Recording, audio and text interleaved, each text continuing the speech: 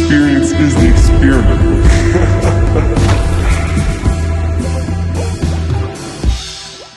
Today's guest is an artist, singer, songwriter, and actress. She's gearing up to release a new single in the next few months. But not only that, she has a movie coming out that will hopefully see streaming in early 2023. She does it all. Please welcome today's guest, Mandi. Hello, Bradley. Thank you so much for having me today. Thank you for coming on. I'm so glad to have you here. Yeah, I'm super excited.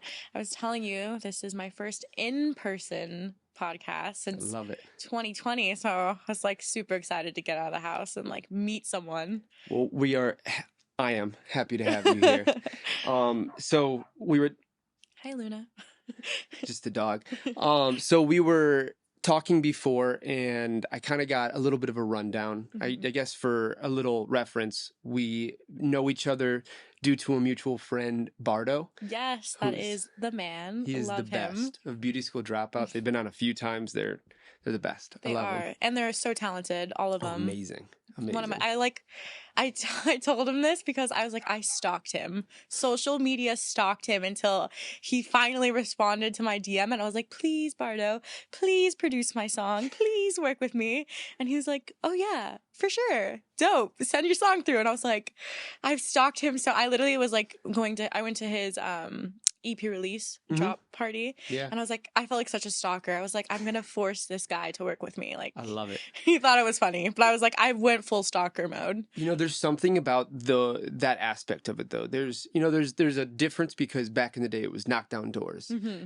Yes, that's still a thing, but there's obviously a very different way of going about Definitely. it with social media. You don't have to show up at somebody's house. Yeah. But I think the fact that you were relentless with it, all you need is the opportunity to show that you know what you're doing. Exactly. And that's tough to do when it's just over social media. You have to be there face to face. And it also, like, I feel like post-COVID, everyone's kind of longing for those, in person, like getting to know someone. Like you can talk to someone on social media as much as possible, but like when you meet someone in person and you have those face-to-face conversations, like it just progresses so much faster. You Absolutely. Catch their vibe, like they're a great person. I do want to work with them. So yeah, and there's a lot of really great musicians and artists and producers who are not the right fit to work with everybody. Exactly. It's definitely like a personal thing. It's not like a one size fits all. 100%. Like you could be the best producer in the world, you're on the top charts, working with the biggest artists. But if that's just not how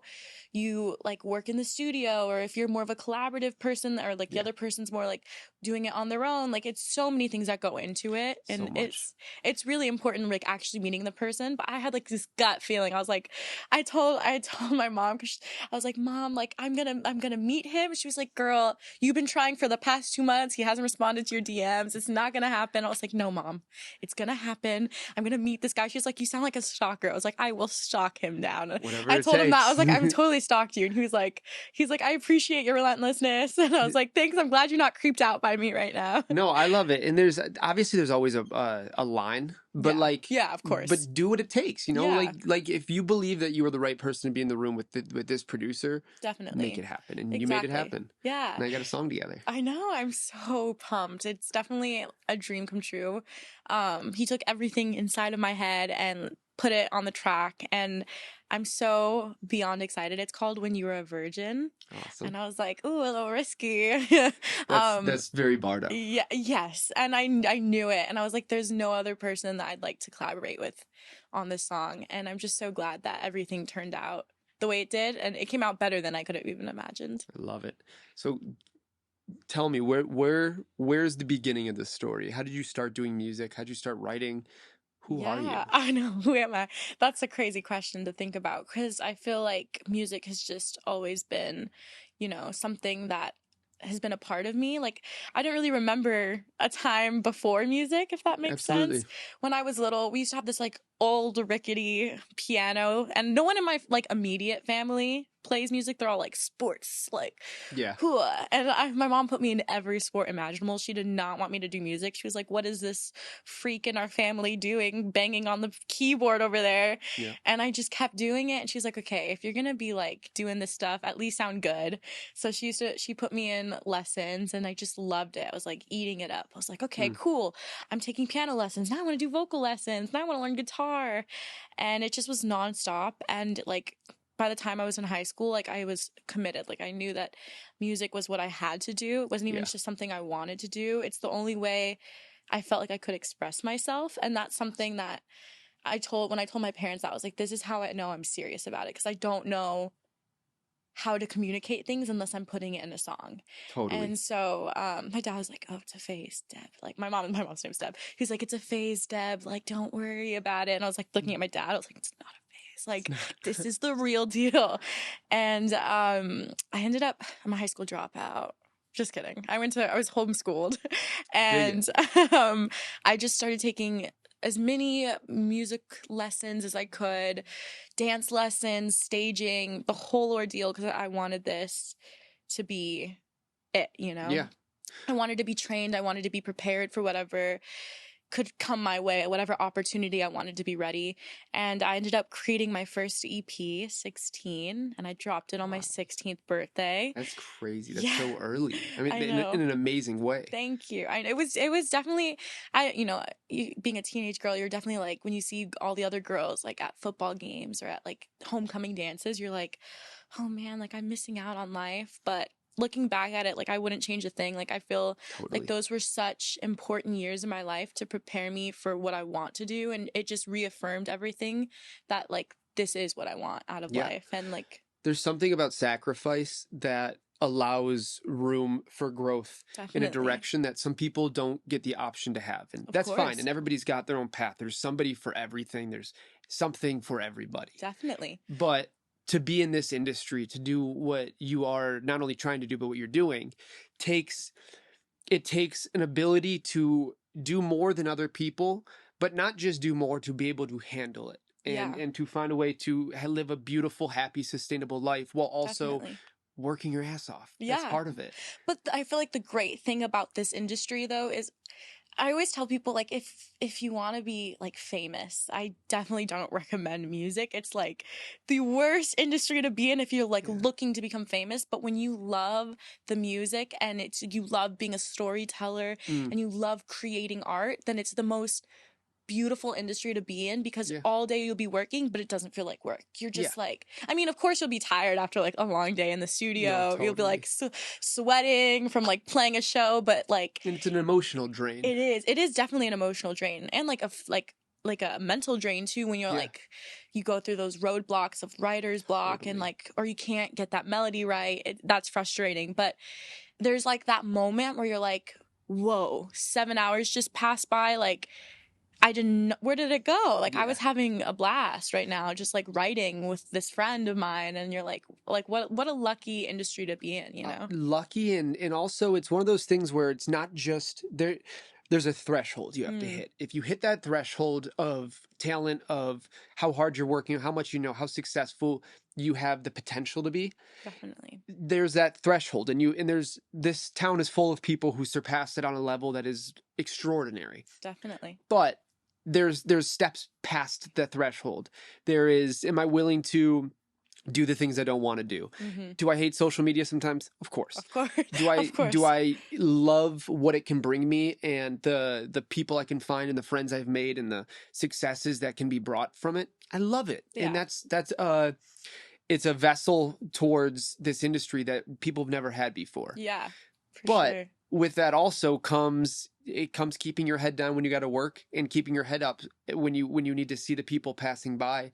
That'll become your lifelong friends and collaborators. And exactly, it's a weird balance. It really is. And you brought up like the social media thing. I think the hardest thing for me, like transitioning into like pursuing music professionally, was okay, I'm no longer just Mandi who's playing music, singing songs, singing covers, writing her songs. I'm now a product, and I'm selling myself.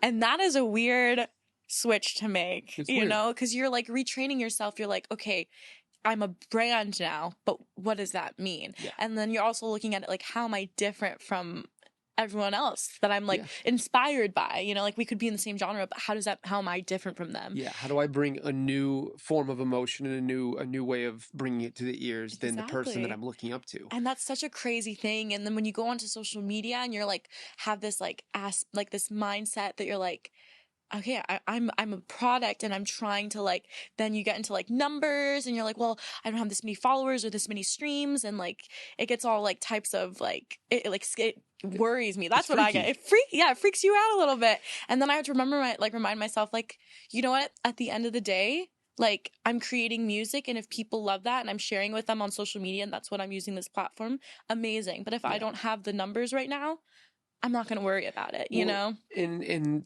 big numbers for somebody who can't sustain the work that comes with being a successful musician or artist or creative in any facet. Yeah. That like you can have 1 million followers, but if you can't give those 1 million followers their episode that they deserve every day, or their 5 episodes, or whatever because you are their TV show now. Definitely. You know, but there's a way to do this industry where you're not throwing on a mask. Like if you have to, when you leave the house, grab this fake version of yourself, like grabbing your keys. Yeah. Everybody's forgotten their keys. What are you going to do if you go to a show and you forget the mask that you've put on in front of everybody? And there's this way to do it where you can be so genuine, and rather than saying, how do I make this TikTok and do this dance and do this and do this? You say, how do I film the parts of my life that I feel are authentic and exciting and fun, and show who I am as a human being?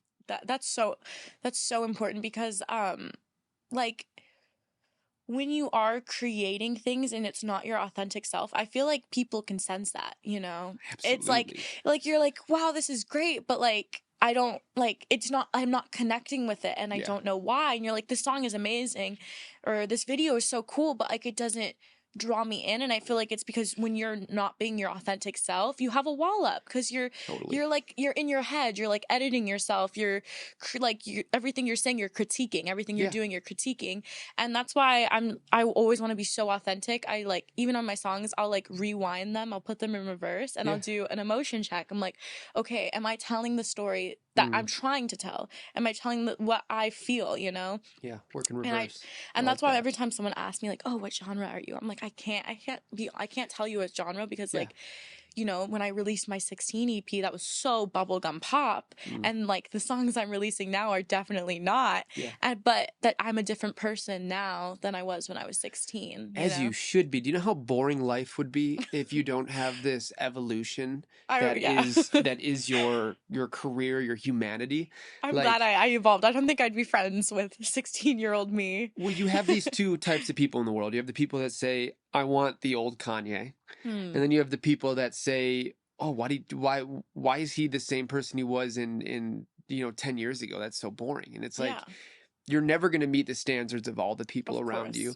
But if you continue to grow as you feel necessary, then you got those fans for a reason. It's because they enjoy your brain. And as long as you're continuing to use your brain and not just the brain of the machine, which can be helpful as well, and there's analytics there and helpfulness, but if you're using your own brain and not the brain of the machine all the time, then you're gonna find this consistent, beautiful evolution that brings you to an eventual place of where you got to hit all the paths that you wanted to.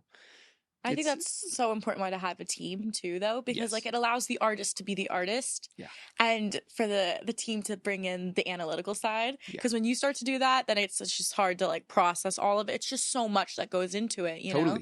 And when you're being authentic and you're being yourself and you're just being an artist, it allows just so much room to grow. And I think that's what's so powerful about art. Like us as artists, like not only are we evolving as people, but we're kind of like creating evolution in our listeners. Like as we grow, like are the stories we tell, the videos we create, basically any content that we release, that's like affecting our viewers, you know? And like as you grow with a person, your listeners grow. And I just think that's so powerful. Like art really does just change a person's day.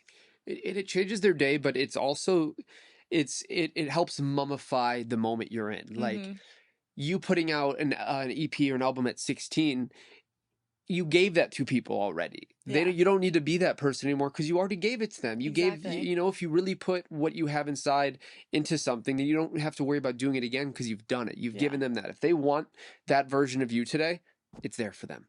I've never thought about it that way. That's actually such a beautiful way to put it. That's crazy. How can you enjoy something forever if you're not finding nuance in movement and in moving forward? You know, there's at the end of the day, if you're bored with what you do, then you're not doing it correctly. Yeah, and I'm sure if you're bored, I'm sure your listeners are bored as 100%. Well. You know, you want to be exciting. I think everyone wants to create that cool new sound. Yeah. But I feel like if you're just like looking for it, you'll never find it. Yeah. But when you're just being, and I know that sounds so cliche, like, oh, if you're just to be or to not to be, like I'm not trying to be cliche, but really like when you're just being yourself and like creating in the moment, that's when you find like those happy mistakes, that like beautiful. And I feel like that's something I've learned in the past 2 years, because I felt like I was always looking at others and trying to recreate things, almost like, you know, like I was inspired. I wasn't trying to copy. I was inspired by people, but I wasn't being myself. And I feel like this past year I started writing just as Mandi. I started like looking for producers and creators that I just like resonated with so well, and I was like just creating with them, and it was such a collaborative experience that I've never really felt before, and like I'm just so excited. It's crazy. The best feeling in the world, and one of the best ways to continue to move on is to experiment without the need for commitment. Like there's no reason that just because you try something crazy on, you have your producer, you say, hey, I know you think the microphone sounds great up to your guitar. What happens if you turn around, stand 5 feet away and point the microphone at the ceiling? You doing that is not going to ruin anybody's day. No. But you might grab something that becomes, you know, a new part of your sound and allows you to move and have those nuanced steps forward. I think that's the best, is when you're just, and it's usually in those goofy moments when you guys are like so tired. You guys have been going at it for hours and you're like, oh, like I just really, and then someone starts doing something goofy on the guitar and then you're like, wait. You're like, wait, stop. Do that again. And then you guys start doing something else goofy, and then it's just like all these beautiful happy accidents, and you're like, heck yeah. I don't know what we just did. Let's try to recreate it, because that was a banger. The best. Yeah. So talking about experimenting with your creativity, you are an actress as well. I am. So tell me a little bit more about that. That's so accurate to being a creator, because I think that's the best part, is that we don't have to be stuck in one genre. Yeah. And I feel like all of the art industry, like any type of creative, everything goes hand in hand. Absolutely. Even if you're like a photographer and you're a musician, like you know how to manipulate the lens. Like there's just so many creative aspects, and they all are connected. And acting has helped me in so many ways with my music. I actually joined an acting class like 5 or 6 years ago, and it was during the time I was homeschooled, and I joined acting class because I was having difficulty like emoting in my songs. So like obviously I was feeling these things, I was writing these songs, but when I would go into the studio, like I just sounded like a robot, you know, and I didn't want to sound like that. I was like, I want to tell the story, you know? Absolutely. And a producer was like, you know what, like try an acting class. Like, I know that sounds weird, but it really helps you get in touch with those emotions and those colors. And I was like, okay, like I'm a little nervous, but I'll do it. So I took an acting class, and like first class, I was like bawling my eyes out in like a scene, and like it was the acting instructor who I love, Shannon Jenkins. Shout out to him. He is my mentor. He's the best. He just pulled it out of me, and I was like crying, and I was like, he's like, why are you crying? I was like, I don't know why I'm crying. Like I'm just really overwhelmed right now. And like since that day, he calls me a big crybaby, because I became a crybaby from that moment. Love it. And I've been doing his acting class every Monday since that moment. And somewhere along the journey, it wasn't even about the music anymore. I was like, wow, like I look forward to Mondays. I look forward to acting classes.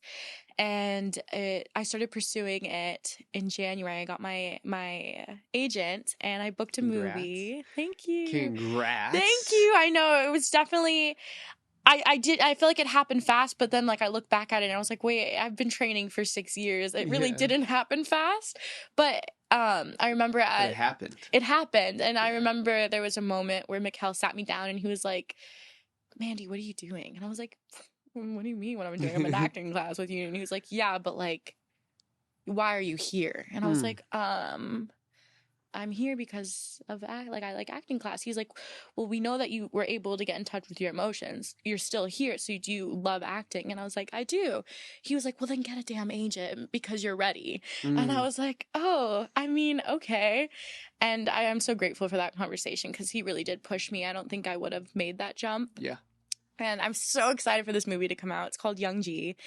And it's like about, I can't say too much, but it's a little love story. I'm the love interest. And there's just so many layers. And it's about like the complications of, you know, being in a neighborhood that doesn't have the greatest of resources for kids, you know, and like when your parents are involved in gang situations, how it complicates like everyone's lives. And I'm interested in a guy whose father and my father do not get along well, and it's just that difficult, sticky situation. Well, but I'm super excited. Can't wait to see it. Yeah, that's so exciting. And you said something before that has been circling in my head this whole time, and you were saying how part of the reason you started acting is because you needed to get in touch with more emotions. Yeah.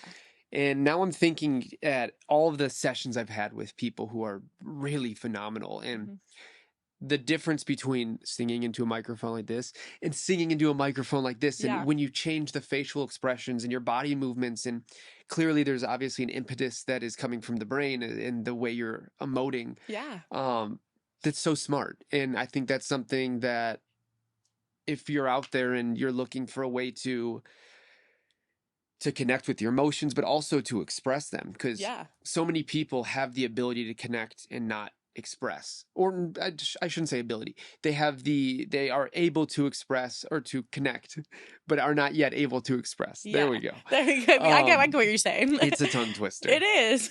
But I love that idea, and I think that's really a phenomenal way to go about it, because it allows for a different facet of creation to propel your music career as well. Yeah, even like if you're a singer songwriter, you're a storyteller, and if you're an actress, you're a 100%. Storyteller. And some of my favorite things, even like Bardo did this in the studio as well. My favorite thing is when someone's like, "All right, I'm in the vocal booth," and they're like, "All right, imagine you're in the music video. This is in the part where blah, blah, blah." And you're like, yeah. And then you get really into it. And then you just hear like you can hear the animation in your voice change because you're like in it, you know? And that's what I look forward to when I listen to a song. So I obviously want to bring that liveliness to my songs. I love that. And I think it, like you said, it's just, you know, there's so many great songwriters and there's so many great singers.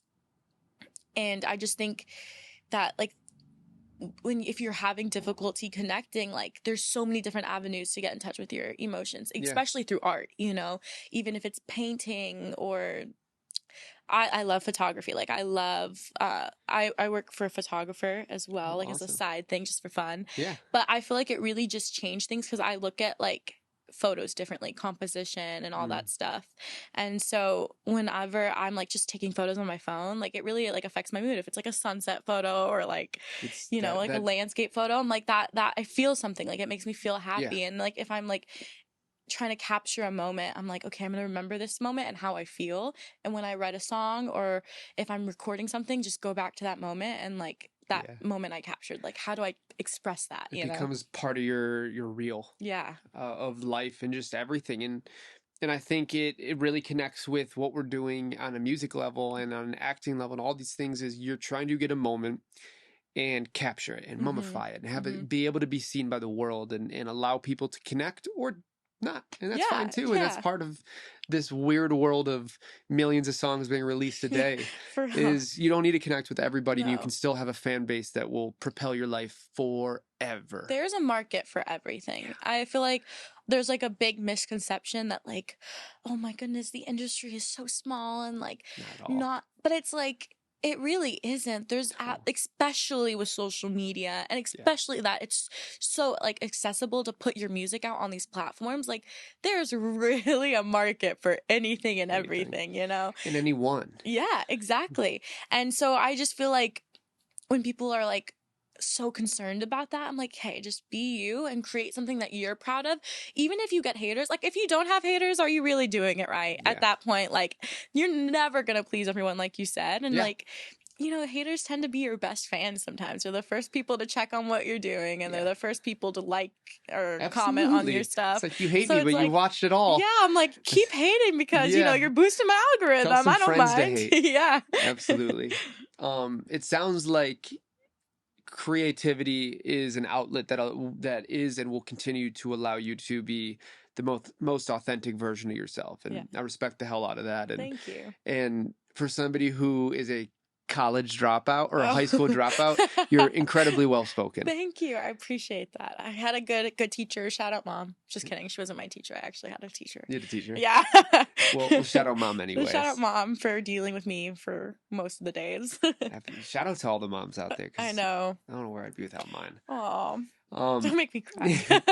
Before we wrap this up, I know it's a cliche question to ask, but I was going to say, where do you see yourself in 5 years? But that doesn't matter. Where do you see yourself in 5 months? Ooh, okay. 5 months. That's so close that it's like intimidating. You know what I mean? But is there any habits you want to hold on to, and any habits that you want to get rid of? So I think the habits that I would like to keep is I'm extremely like I love mood boards, visions, and like stuff like that. I love creating, even like to the tiniest of details. I'm very detail oriented when it comes to my projects. And like right now we've been in the part where we're like strategizing the marketing aspect for When You Were a Virgin. It's just like every detail to me is so important. And we have this, like, I'm obsessed with Milanote. Shout out Milanote. Please sponsor me one day. It's like this app where you just create storyboards and mood boards and like to-do lists. And like I'm a planner. I'm a planner whore. I love that stuff. Yeah. So I'm just going crazy on all that, and I'm like looping everyone in on these ideas, and I'm like, go big or go home. Very and visual. I think that's something I definitely want to always keep, because it's what makes every part of the journey exciting. Like, it's not just the music that excites me, it's the visuals, the how am I gonna push this out, how am I gonna like release it, how are we gonna like tell everyone about this song, the whole circle, the whole thing. That's definitely something I want to keep.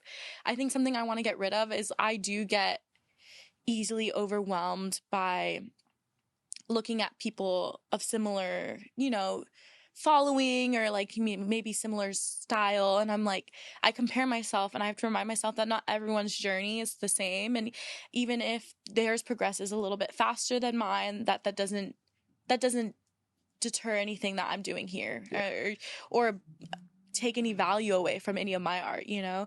I feel like any artist needs to understand that like your artistry is yours, you know, no one can take that from you.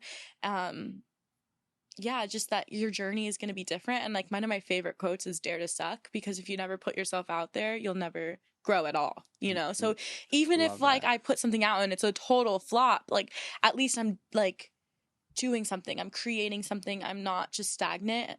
So I think in the next 5 months, I just hope that I grow further, and that, you know, people are banging out to my songs and like having total dance parties. But yeah, I'm just very excited for what the future has to hold. And that's how you end a podcast.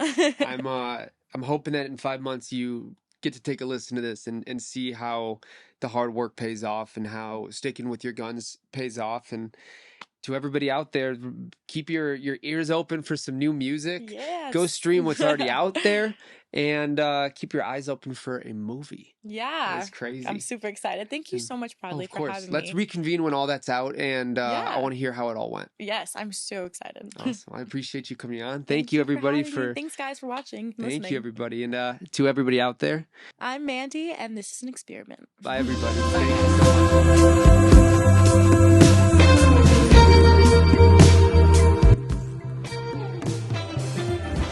The experience is the experiment.